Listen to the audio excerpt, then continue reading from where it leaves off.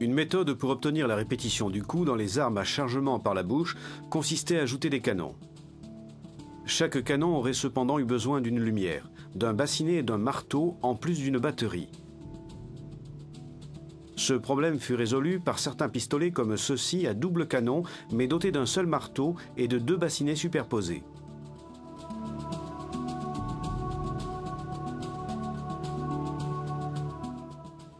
Le bassinet inférieur qui était amorcé pouvait être fermé et donc exclu, mais il maintenait la charge de poudre.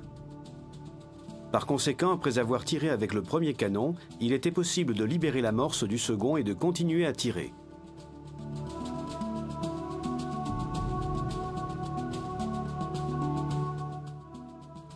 L'arme dispose d'un intéressant système de sécurité actionné à chien armé et qui consiste en un levier capable de bloquer le chien par l'arrière et de faire sortir un clou qui va s'insérer dans le trou situé dans le marteau.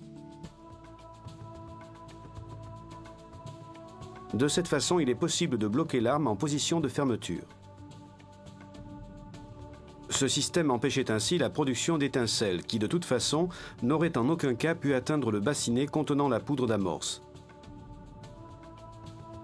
Ainsi, le bassinet supérieur, tout comme le bassinet inférieur, était exclu.